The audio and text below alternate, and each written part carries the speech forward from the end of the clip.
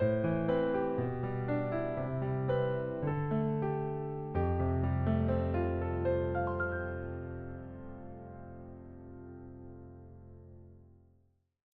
기도하심으로 매일 주신 기도회 시작하도록 하겠습니다. 사랑하는 주님, 오늘도 우리에게 새 날을 주심을 감사드립니다. 날마다 눈을 뜨며 시작하는 평범한 한 주의 이 시작이 얼마나 감사한 것인지 잊지 않게 하시고, 우리에게 주어진 허락하신 그 삶을 통하여 이웃들에게 하나님의 사랑과 하나님의 정의를 실현하며 살아가는 주의 자녀들 되게 하여 주시옵소서. 위로하시는 성령님, 지금 시부모상을 지내고 있는 우리의 교우가 있습니다. 부디 하늘의 평안과 위로를 허락하시고 이 시간을 통해 유가족들 모두가 서로를 더 깊이 사랑하며 가족들이 하나 될 수 있는 시간으로 인도하여 주시옵소서. 모든 장례와 남은 절차 가운데 함께 하시고 은혜롭고 감사한 시간으로 마무리될 수 있도록 인도하여 주시옵소서. 여호와 라파의 하나님, 높은 뜻 덕소교회 교우들 가운데 질병으로 인해 어려움 겪고 있는 환우들과 가족들이 있습니다. 그 무거운 마음 우리는 다 알 수 없지만 주님은 아십니다. 날마다 힘과 소망을 더하여 주시고 하루속히 회복되는 은혜 허락하여 주시옵소서. 길고 긴 터널과 같은 시간을 보내고 있지만 점점 빛 가운데로 나아가 주님 안에 참된 평안과 쉼을 얻을 수 있는 시간이 오기를 소망합니다. 말씀하시는 하나님, 오늘도 주님의 말씀 앞에 우리의 마음과 귀를 열어 나아갑니다. 말씀 앞에 겸손하게 하시고 정직하게 반응하는 우리가 되기를 원합니다. 우리의 생각이 주님을 앞서지 않게 하시고 우리의 고집이 주님을 제한하지 않도록 우리의 마음을 강권적으로 붙잡아 역사하여 주시옵소서. 이 모든 간구와 기도 살아서 역사하시며 온전한 뜻대로 이루실 우리의 주인 되신 예수 그리스도의 이름으로 기도드립니다. 아멘. 오늘 함께 나눌 하나님의 말씀은 에스겔서 40장 1절로 4절까지의 말씀입니다. 에스겔 40장 1절로 4절까지의 말씀을 본문이 짧기 때문에 저와 여러분이 한 목소리로 함께 읽도록 하겠습니다. 에스겔 40장 1절로 4절까지의 말씀 한 목소리로 읽겠습니다. 우리가 사로잡힌 지 25째 해 성이 함락된 후 14째 해 첫째 달 10째 날에 곧 그날에 여호와의 권능이 내게 임하여 나를 데리고 이스라엘 땅으로 가시되 하나님의 이상 중에 나를 데리고 이스라엘 땅에 이르러 나를 매우 높은 산 위에 내려놓으시는데 거기에서 나무로 향하여 성읍 형산 같은 것이 있더라. 나를 데리시고 거기에 이르시니 모양이 놋같이 빛난 사람 하나가 손에 삼줄과 측량하는 장대를 가지고 문에 서 있더니 그 사람이 내게 이르되 인자야, 네게 보이는 그것을 눈으로 보고 귀로 들으며 내 마음으로 생각할지어다. 내가 이것을 내게 보이려고 이리로 데리고 왔나니 너는 본 것을 다 이스라엘 족속에게 전할지어다 하더라. 아멘. 평안히 주무셨지요? 여러분 여행 좋아하시나요? 갑자기 아침부터 뜬금없는 소리를 해서 또 이 말씀을 지금 출근하시는 길에 들으시는 우리 교우들이 있으실 텐데 죄송합니다. 여행을 싫어하는 분들은 드물 거라 생각합니다. 저도 여행을 정말 좋아하는데 저는 20대에 그 제 인생의 전환점과 같은 여행의 시간들을 갖게 되었습니다. 그 당시 정말 큰 결심을 하고 해외 선교 단체에서 훈련을 받았던 1년의 시간이 있었습니다. 그때 정말 많은 경험들을 했었는데 사실 여행한다라는 것은 여행하고 집에 들어올 때 여러분 어떤 말들이 이렇게 나오시나요? 저는 항상 그래도 집이 최고지라고 하면서 가방을 툭 던져놓고 힘을 얻는 그런 기억들이 많았습니다. 여행하는 것은 사실 고생할 때가 많습니다. 그 여행을 하면서 제가 공항에서 폭설로 공항에 갇혀서 12시간 동안 기다리면서 우여곡절 끝에 제 목적지에 갔는데, 저는 갔는데 짐이 도착하지 않아서 그 가방을 기다리면서 노숙자 같은 생활을 했던 적도 있었습니다. 또 남미의 콜롬비아라는 곳으로도 선교 여행을 갔던 적이 있는데, 물과 전기가 들어오지 않는 섬으로 들어가서 모기에게 뜯기면서 씻지도 못하고 그런 선교 그 여행을 했던 적도 있었습니다. 그리고 스리랑카라는 곳으로도 이제 선교를 청년들과 갔었는데, 단지 현지의 그 선생님께서 가정 방문 신방을 하면서 저희를 알 수 없는 산속으로 데리고 왔다가 결국 해가 져서 그 산속을 헤매면서 길을 잃어서 헤맸던 적도 있었습니다. 지금 생각해도 참 힘들었고, 지금 다시 하라고 하면은 어려울 것 같다라는 생각이 드는데, 그런 어려움과 고생이 있었지만 그럼에도 그 시간들을 견뎌서 지금 이 자리에 서 있습니다. 그리고 때때로 그 힘들고 어려웠던 시간들이 그리워질 때가 있습니다. 여러분, 왜 이겠습니까? 여러분은 여행 다녀오셨던 기억들, 좋은 기억들 말고 저와 같은 고생했던 기억들 생각하시면 다시 하고 싶진 않지만 그래도 그리울 때가 있지 않으십니까? 왜 이렇게 여행이 그럼에도 매력이 있고 여행을 또 가고 싶고 그런 기억들이 그리워지게 되는 것이겠습니까?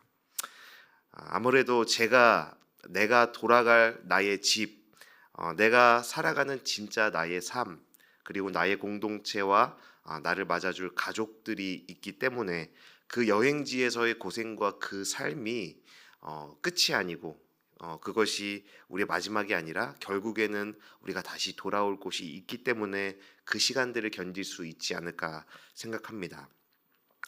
저는 오늘 이 본문을 묵상하고 읽으면서 하나님께서 보여주신 이 환상, 이 성전 회복의 환상이 이스라엘과 또 에스겔에게 그런 느낌으로 전달되지 않았을까라는 생각을 하게 됩니다.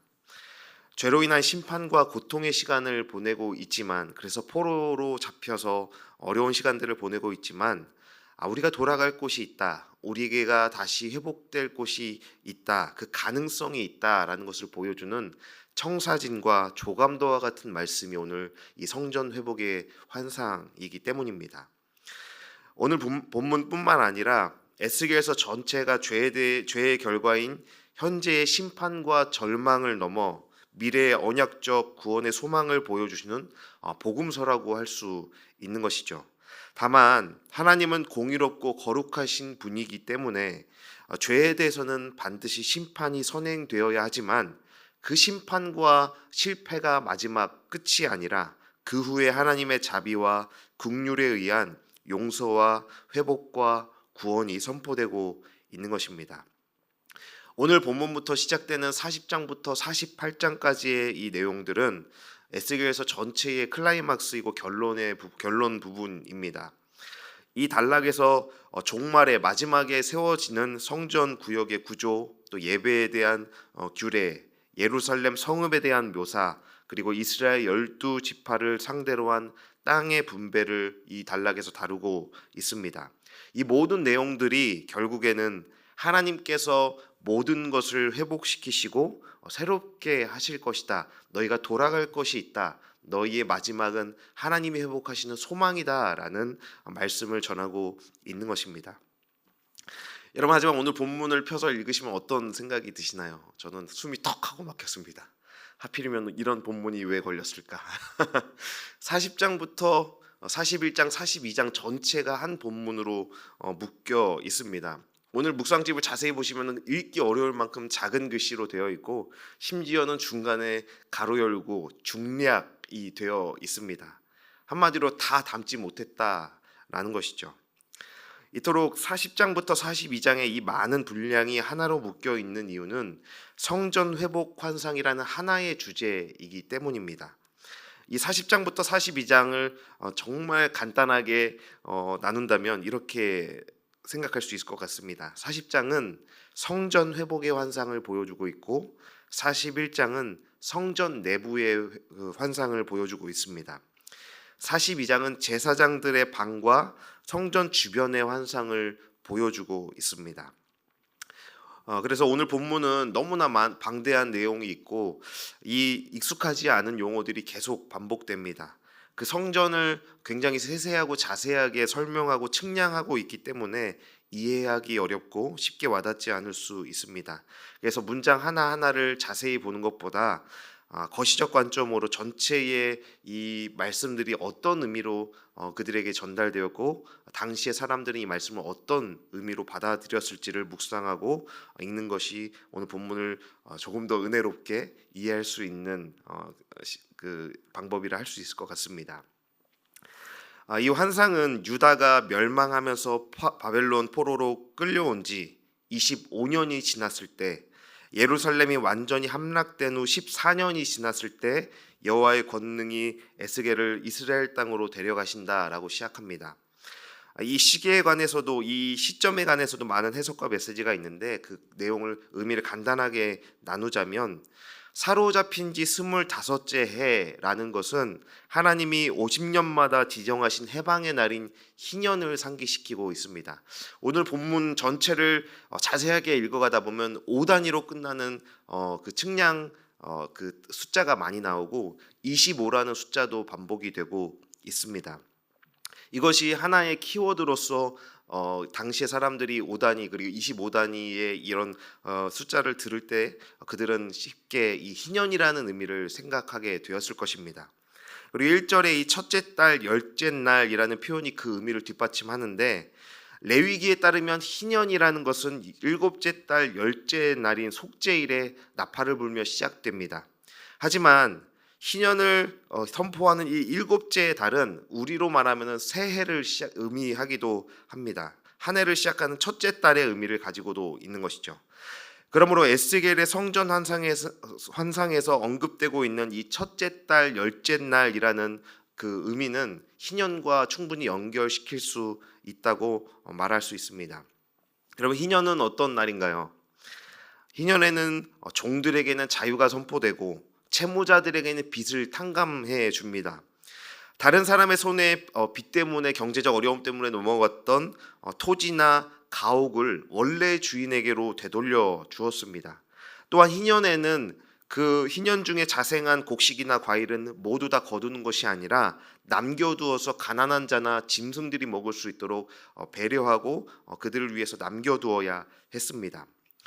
희년 제도는 채무를 진 사람이나 종으로 속박 상태에 있는 자들에게는 큰 기쁨과 소망을 주었음이 틀림없었습니다.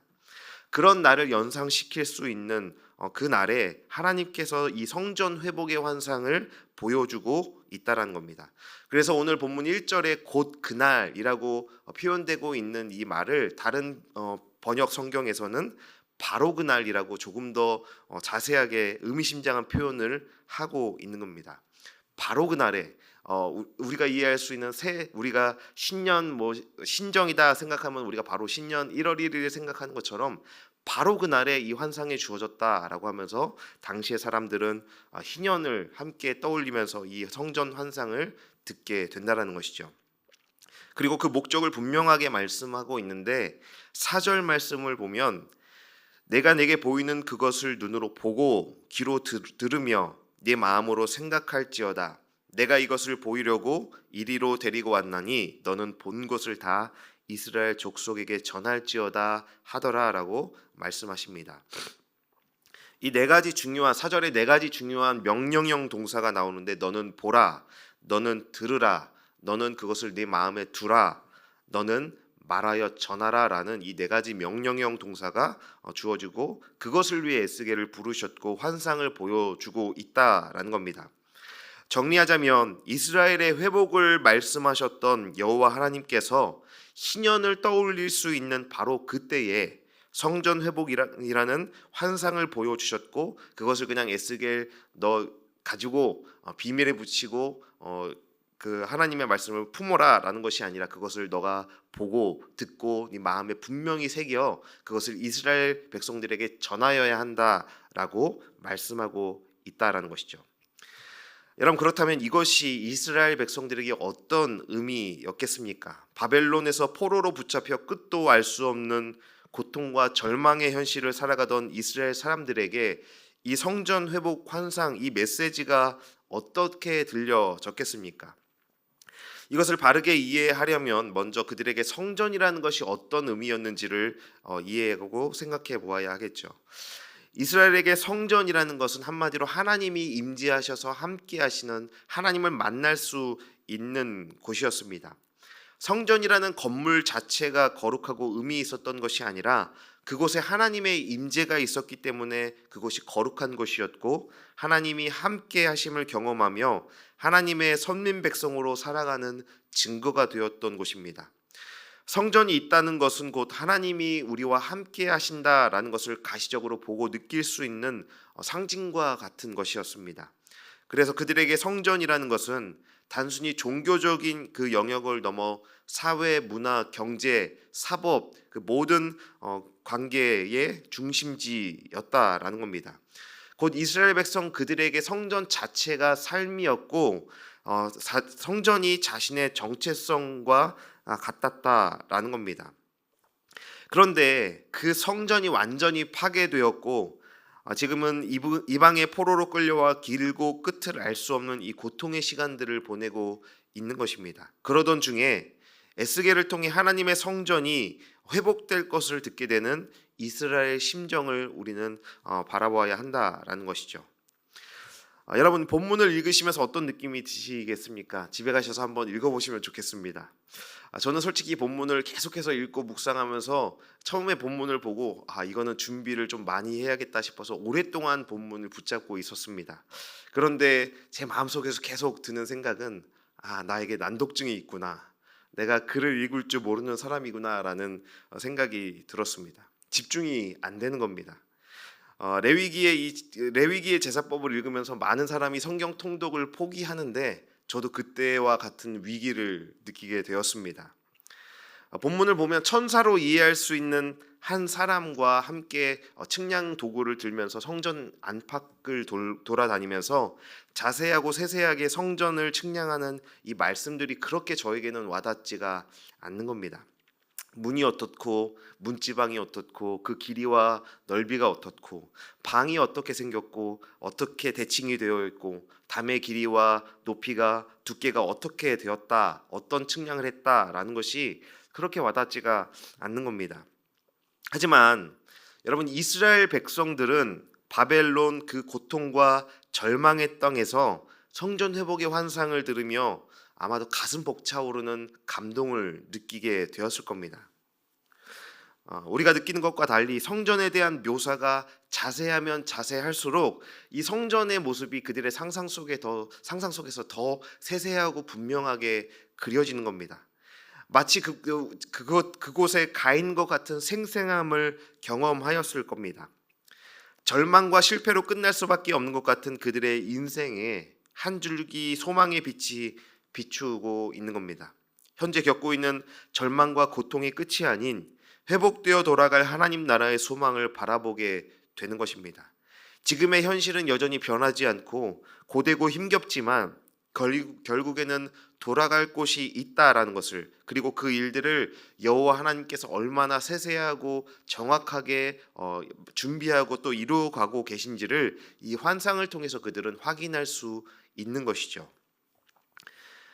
지난주 화요일부터 목요일까지 우리 교육자 모든 목사님, 전도사님께서 함께 2박 3일 동안 높은 뜻 연합 사역자 수련회를 다녀왔지요.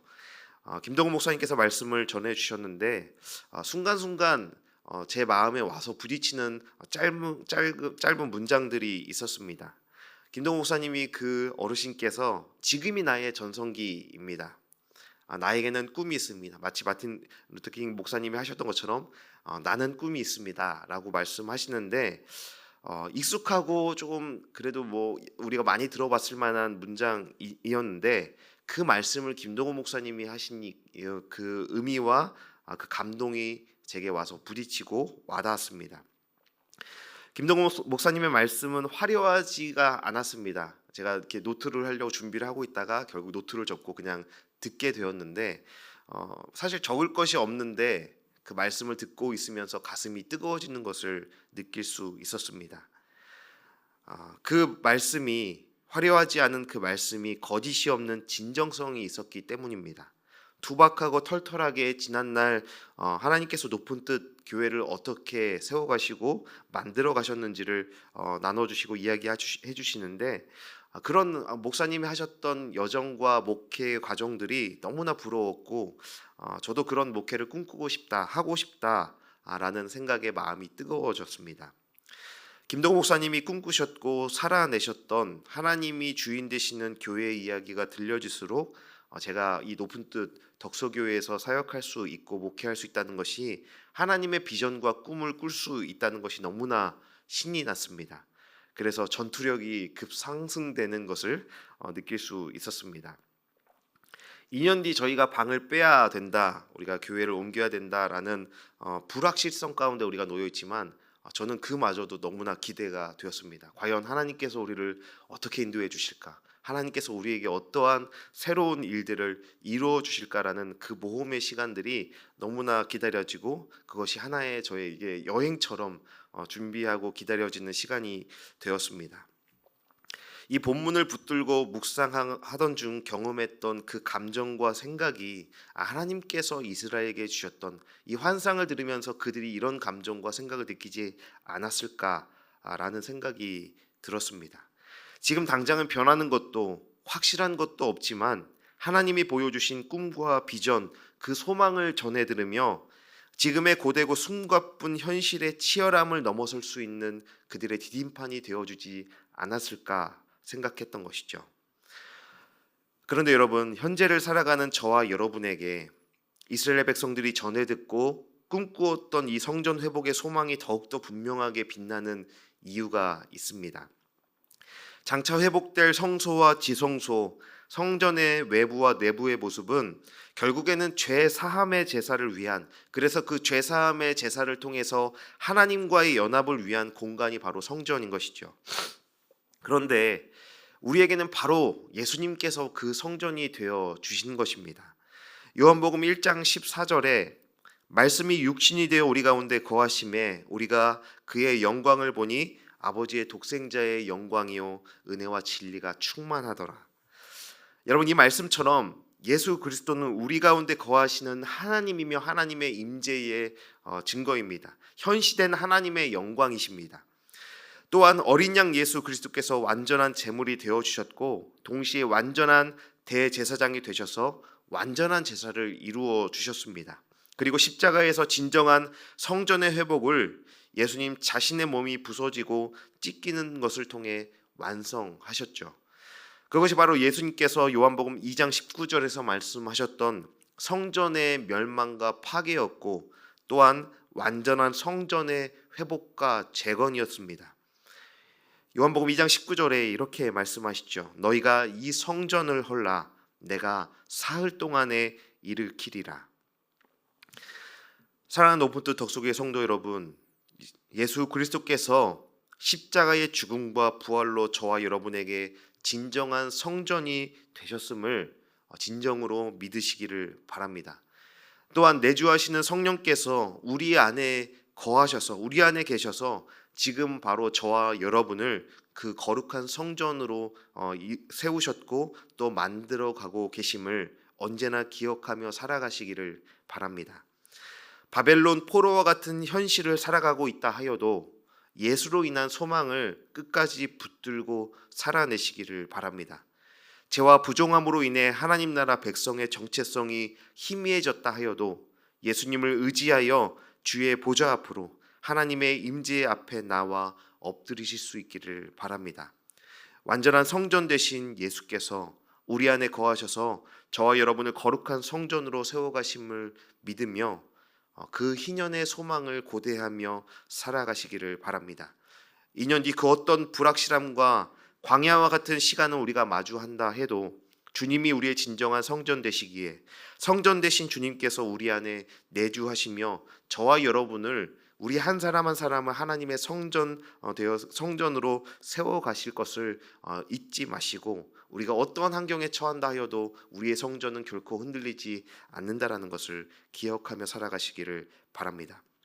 환경과 상황이 우리를 낙심과 절망에 주저앉히려 해도 우리가 결국엔 돌아가 편히 쉬고 위로받고 회복할 하나님 나라의 소망, 진정한 성전 회복의 약속을 믿으며 오늘 하루도, 그리고 우리에게 주어진 어렵고 힘든 시간이다 할지라도 여행하듯 그렇게 낭만적으로 신앙의 여정을 꿋꿋하게 웃으며 담대하게 걸어가시기를 주님의 이름으로 축원합니다.